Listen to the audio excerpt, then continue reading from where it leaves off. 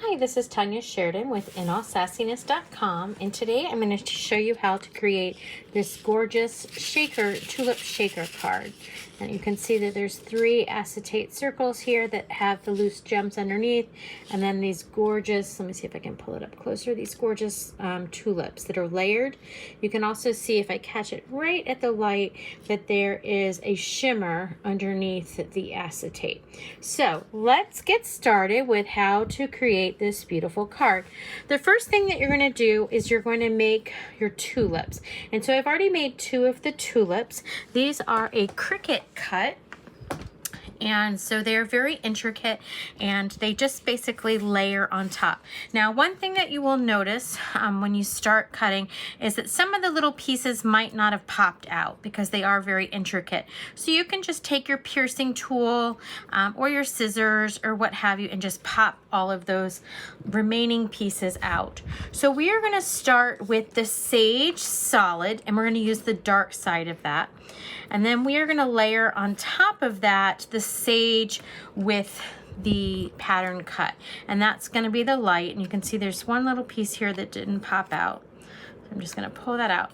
So I'm going to flip this over. You can use whatever adhesive you use. I'm just going to use the Close to My Heart Runner. You don't have to get every element of it covered with adhesive, just kind of the main points. And you're going to glue that just like that. Then the next layer is going to be the sangria, and this is going to be the light side.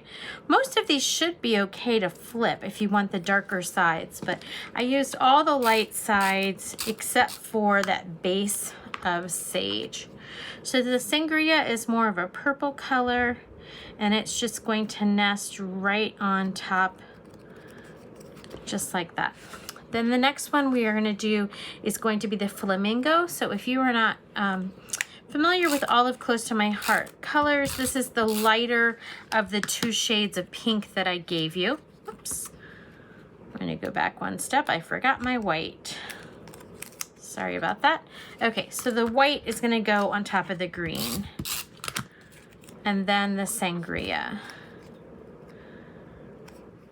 So here's my white, and then here's my sangria. There we go. Now we're going to do the flamingo. And again, this is the lighter of the 2 pinks. And then finally, we're going to do the ballerina, which is the lightest one. And then the ballerina one has a little bit of a different feel to it and cut to it. And that is how you're going to create your tulip. Now, I do see that I missed one little spot. So if you miss a spot, no big deal. Just use your little piercing tool, and you can kind of tuck it back behind your adhesive or pull it off just like that. Okay, now if you're finding that you didn't use enough adhesive, maybe your tips are coming up a little bit, then you can always just glue down the tips, and that will keep them down. You of course can use a glue runner if you prefer glue, but I just happen to really like the Close to My Heart adhesive runner. So I'm going to set that aside. These are the pieces that you're going to need to create the card. And so we're going to start out with our card base. You want to make sure that the fold is to the left, and you're going to position this top overlay directly on top of the card, but you're not going to glue it down, okay? So then what you're going to do is you're going to take a pencil, and you're just going to kind of do a little dot on the center of each of those dots, or the circles. And we're going to set this aside. I'll explain that more in a second. So now we're going to take this piece and we're going to flip it over to the back side. We're going to use our red line tape, which I am using, I believe this is 1/4 of an inch. It's the same width that Close to My Heart sells.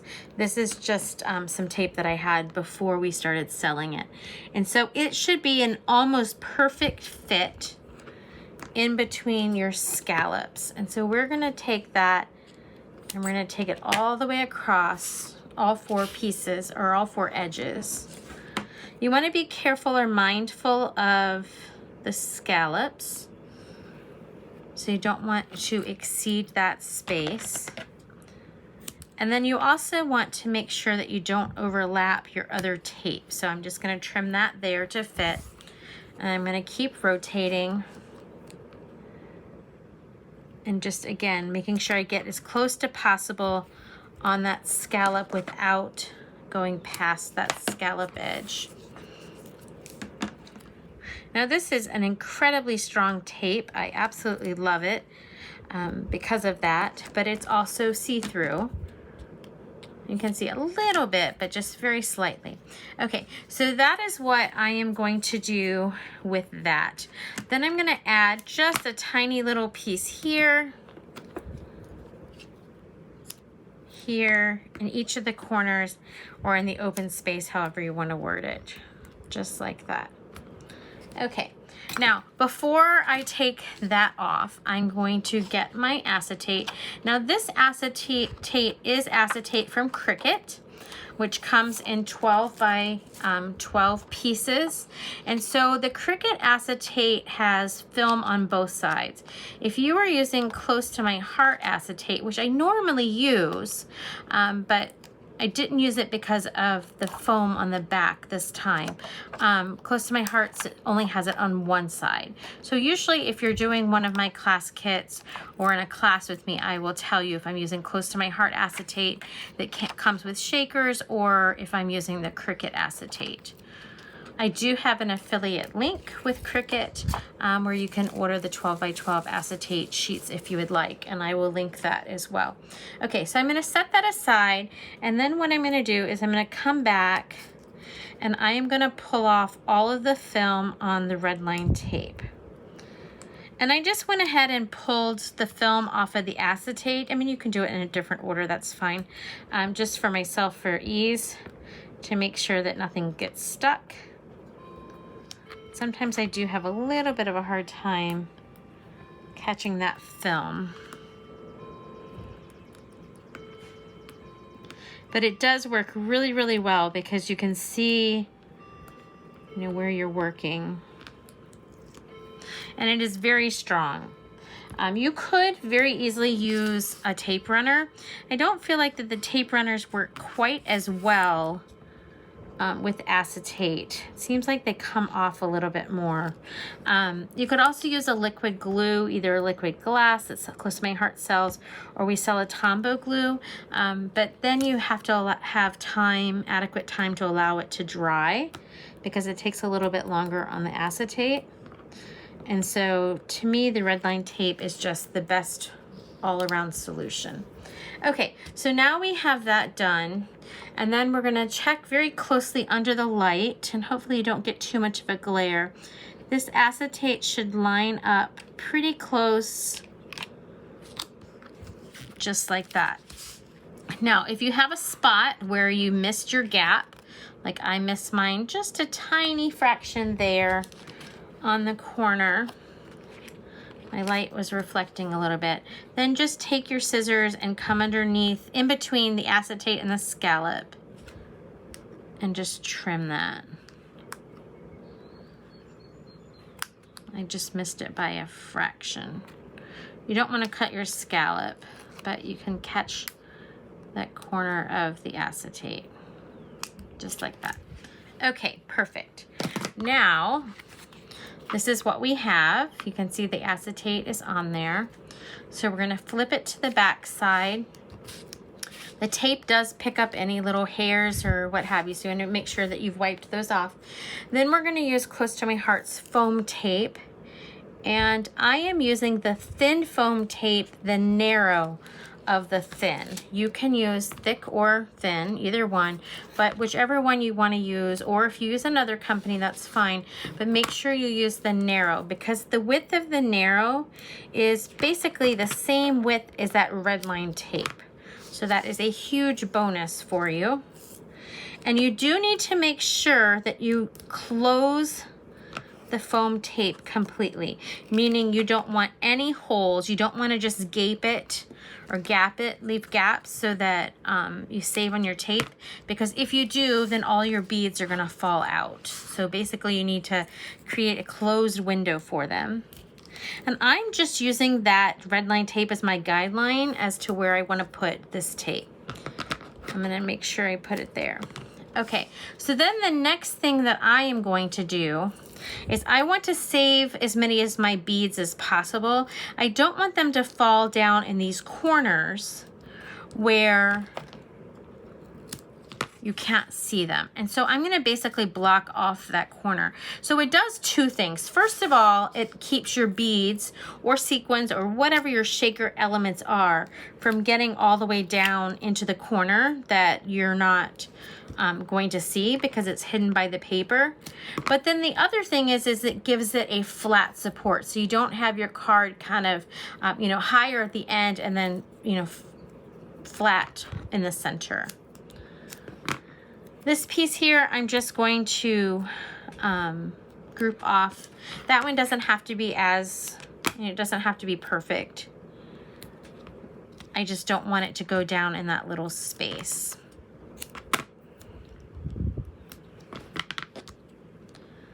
Okay, now before I move any farther with this, I am going to take my anti-static pouch, which is basically like a baby powder, and I'm gonna put it all over the sides of my foam tape because I don't want my gems to stick to those. And then I'm gonna tap it off to the side. I'm gonna use my finger where it's a little bit too powdery. Got a little bit much there. But that keeps those beads from sticking to the sides of the foam tape because the sides are also sticky. Okay, I think I got just a little bit too much, so we're gonna just wipe that off the acetate. Okay, so now we're gonna set this aside just for a second. Then we're gonna come back with our card base, and I'm gonna use my clear shimmer brush, and I am going to just kind of cover this entire space. About the size, it doesn't have to be perfect, but about the size where I knew that my window was gonna be. I'm gonna squeeze my brush off to the side here just to get a little bit more shimmer. Okay, just like that. So we're gonna let that dry for a second. You can also do the anti-static pouch there if you want. Either place works well. I'm just gonna kind of air it shut. Then what I'm gonna do is I'm gonna take my beads. Today I'm using the mulberry, which I think are absolutely gorgeous. The mulberry is more of kind of a purplish pink. It's not one of the colors that I used. However, the colors look very good together. And so I'm gonna just put some beads on each of those dots that I drew with my pencil. And you can determine how many you want. You can, you know, do more if you want. In your little bag, you have enough for 3 cards. So you actually have a half of a bag. Okay, so then what I want to do is I want to use my finger. I want to keep them all clustered together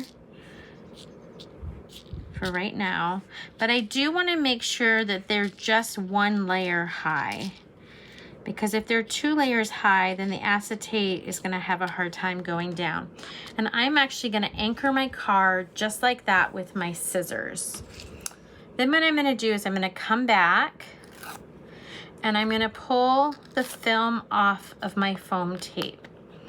Now, you don't have to pull it all off of the center pieces if you don't want to. Those are, again, more for support.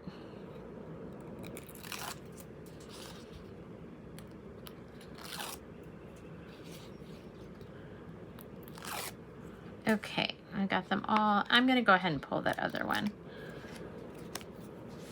Now, I find that for me, this is easier if I'm standing up, but that of course is up to you. So I'm gonna take this overlay. My scissors again are just kind of holding my card shut, and I'm gonna center it to the best of my ability and press down. And when you start to put your acetate down, sometimes the little beads kind of pop up. So then I'm just going to press the entire thing shut just to make sure that everything has sealed down, because that's important to me.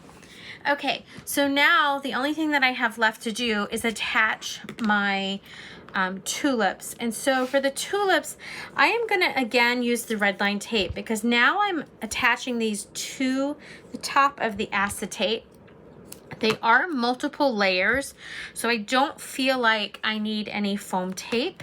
You can add foam tape if you want, but I think that they work really well just as is. But again, that's up to you if you want to do foam tape or not. I think that the foam tape is a very sturdy tape, so it's going to seal tight just like the red line tape. Again, you could use a liquid glue, liquid glass, liquid glue, or the Close to My Heart adhesive runner, but I feel like this gives a stronger adhesive hold to the acetate. So now that I have that, I am going to just pull that backing off of that red line tape again. I can catch it with my fingers. And I'm going to do each tulip at a different angle, and I actually want to cover a good portion of that circle. You can do yours all at the same angle. You can not cover as much of the circle. That's totally up to you, your preferences.